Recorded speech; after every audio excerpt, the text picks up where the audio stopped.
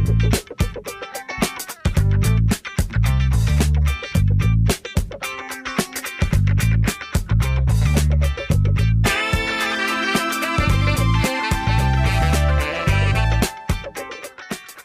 Requisites for AutoCAD आज का हमारा टॉपिक है।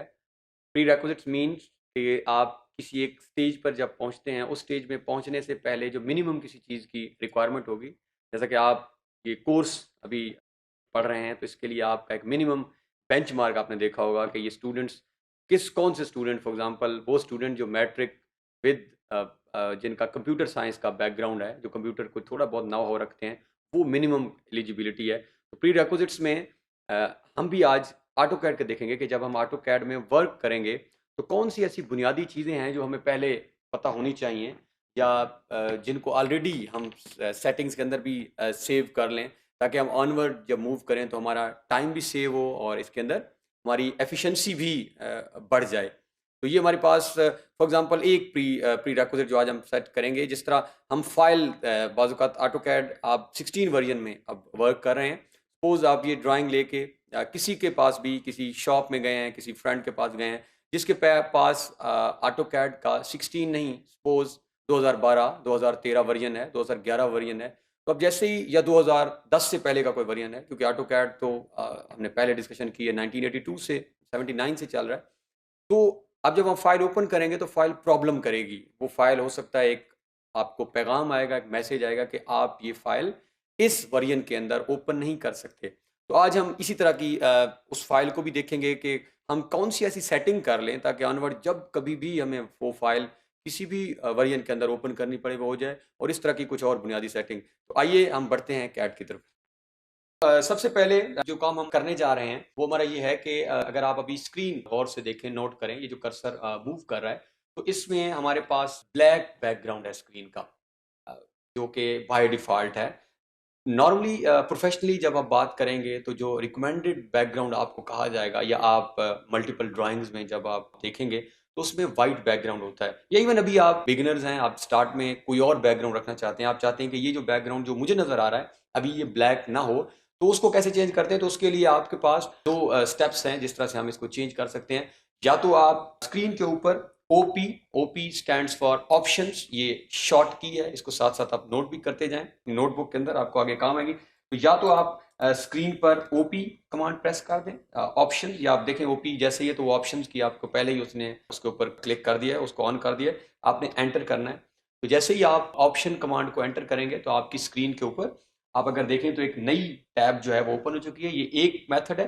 दूसरा मेथड भी हम करके देख लेते हैं। अगर आप इसको यहाँ से क्रॉस कर दें, और क्रॉस करने के बाद आप राइट क्लिक करें, और राइट क्लिक के बाद आप यहाँ से भी ऑप्शंस पे जा सकते हैं। तो आपके पास दो मेथड हैं, या आप ओपी की कमांड से, या right click again and then go to option. Option में जाएंगे तो ये हम आपके पास एक नई टैब जो है वो ओपन होगी। उस टैब के अंदर अगर आप गौर करें तो ये आपके पास उसका जो है वो मेन्यू है, उसके जो टूल्स इसके अंदर मौजूद हैं, डिस्प्ले है, ओपन एंड सेव है।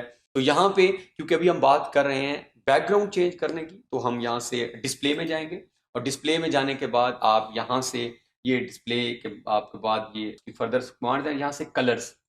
तो कलर में जाने के बाद ये अगर आप देखें, आप इस जो नई टैब ओपन हुई है, यहाँ पे जहाँ पे कर्सर अभी मूव कर रहा है, यहाँ पे वर्ल्ड कलर भी लिखा हुआ है, और कलर पे आप क्लिक करें तो बहुत सारे कलर्स जो हैं वो आपके पास अवेलेबल हैं।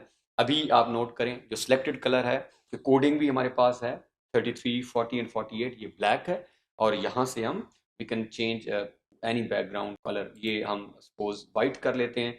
यहाँ से आप अप्लाई, क्लोज, और यहाँ से अप्लाई और ओके। तो ये हमारे पास जैसे ही हमने इसको अप्लाई एंड क्लोज और ओके किया तो हमारे पास बैकग्राउंड जो है वो चेंज हो चुका है with two methods, either with OP options, OP short command है ऑप्शन की, या राइट क्लिक करें। तो ये हमारी फर्स्ट प्री रेक्विजिट है, और ये नॉर्मली आपको चेंज भी करना पड़ता है। अब इस वेरिएंट के अंदर लाइंस ब्लैक और बैकग्राउंड वाइट, तो आप प्रोफेशनल भी यही आपको रिकमेंडेड होगा। अब सेकंड जो इंपॉर्टेंट हमारी एस्पेक्ट है, जो भी हमने इसी टॉपिक के स्टार्ट में डिस्कशन की है, कि आपने अगर डिफरेंट वेरिएंट्स के अंदर फाइल सेव करनी हो, आप चाहते हैं कि आपकी फाइल कैड के 2000 ऑनवर्ड किसी भी वेरिएंट में अगर जाके ओपन हो जाए, ये प्रॉब्लम ना करे, उसके लिए क्या करेंगे? अगेन सेम हमने ऑप्शंस में ही जाना है जो हम पहले गए हैं, और मैंने ओपी एंटर करके ओपी और एंटर किया, तो ये आपके पास सामने का नजर आए। पहले हम डिस्प्ले में गए थे और अब हम यहाँ पे ओपन एंड सेव में जाएंगे। पहले डिस्प्ले के अंदर गए और डिस्प्ले के साथ अब हम ओपन एंड सेव दिस, ये जो मेरा कर्सर यहाँ पे मूव कर रहा है, ओपन एंड सेव, हम यहाँ जाएंगे और यहाँ पे अगर आप देखें तो सेव एज, ये हमारे पास ऑप्शन है। आप ये डाउन एरो पे क्लिक करेंगे, ऑलरेडी जो बाय डिफॉल्ट ये सेव कर रहा है, ये ऑटोकैड 2013 के अंदर सेव कर रही है फाइल। अब इसका मतलब ये है कि ये जब ये फाइल ओपन करेंगे तो शायद ये 13 और उससे ऑनवर्ड वर्जन में तो इजीली ओपन हो जाए। इससे पीछे it can create some problems, ये मसाइल पैदा कर सकती है। तो यहाँ पे हमारे पास अगर आप ये यहाँ पे क्लिक करें तो मल्टीपल ऑप्शंस मौजूद हैं। ये आप हम फिलहाल for the time being AutoCAD 2000 later than 2000, तो हम ये वाला ऑप्शन क्लिक कर लेते हैं कि ये वाली फाइल, और अगर नीचे वाले ऑप्शन भी हैं तो हम प्रेफरेबली फिलहाल कि अब आप जब जाएंगे तो आपको 7, 8, 9 नॉर्मली मिलते हैं, तो हम इस ऑप्शन को पिक कर लेते हैं। तो अब इस ऑप्शन में हमने पिक क्या किया कि ये फाइल सेव हो जाए ऑटोकैड 2000 या 2000 से अनवर्ड अप टू ये जो हमारा 16 हम यूज़ कर रहे हैं, 15 जहाँ तक भी है। अब ये फाइल जब आपने ये सेटिंग्स कर ली तो ये किसी वर्जन के अंदर भी ओपन हो सकती है। अगेन सेम मैनर में आपने यहाँ से इसको अप्लाई करना है और आपने ओके कर देना। तो ये हमारी सेकंड प्रीरेक्विजिट है कि हम फाइल का वर्जन हमने चेंज कर दिया कि ये सेव करे किसी और ऐसे वर्जन के अंदर कि वो सब सिस्टम्स के अंदर जो है वो ऑन हो जाए। अब हम तीसरी सेटिंग्स की तरफ जाते हैं जो प्रीरेक्विजिट, जो बहुत इंपॉर्टेंट है पर्टिकुलरली। बाज़ औक़ात हम फाइल में जब काम कर रहे होते हैं, नॉर्मली तो प्रेफरेबली हम कहा जाता है कि आप इसको बार बार सेव करते रहें, और अभी हमने अनवर्ड लेक्चर्स के अंदर देखना भी है फाइल के अंदर जाके सेव एज कैसे करेंगे हम। और हम कंट्रोल, जिस तरह सिस्टम में आपने कंट्रोल एस हम नॉर्मली प्रेफर करते हैं। बट सपोज आप एक ड्राइंग पे वर्क कर रहे हैं और वो ड्राइंग आप उसे सेव नहीं कर सके और 15 मिनट आपने काम किया और आपका सिस्टम बंद हो गया, तो ऑटोकैड के अंदर ऑटो सेव की सेटिंग्स भी होती हैं कि अगर आप किसी तरह आपको याद नहीं रहा तो आपकी ड्राइंग खुद ब खुद सेव हो जाए। लेकिन इसके लिए एक दफ़ा सेव आप स्टार्ट में लाजमी करेंगे और दरमियान में काम करते हुए आप सेव नहीं कर सके तो हम उस सेटिंग को देखते हैं और हम उसका टाइम जो है वो बढ़ा भी सकते हैं या कम भी कर सकते हैं।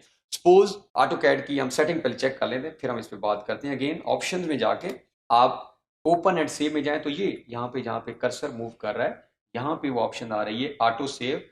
तो मिनट्स बिटवीन सेव, अभी तक ये बाय डिफॉल्ट 10 मिनट है। इसका मतलब है कि अगर आप ये 10 मिनट बाद आपका काम खुद ब खुद सेव कर देगा। बट सपोज आपने 7 मिनट काम किया और आपका सिस्टम शट डाउन हो गया, आपका system due to any reason बंद होगा, तो ये सेव नहीं करेगा। इस टाइम को हम कम भी कर सकते हैं और हम सिस्टम को कहते हैं कि आप 3 मिनट के बाद आप इसको खुद ब खुद, या 2 मिनट के बाद, ये कोई हार्ड एंड फास्ट रूल नहीं है। आप इसको जितना भी करना चाहें, आप इसको 1 मिनट भी कर सकते हैं, आप इसको 2, 3, सब टू यू। तो मैं अभी यहाँ पे इसको सपोज 3 मिनट्स के ऊपर जो है वो अप्लाई कर देता हूँ। ओके, तो हमने ऑटो सेव की सेटिंग्स भी जो है वो यहाँ पे कर ली।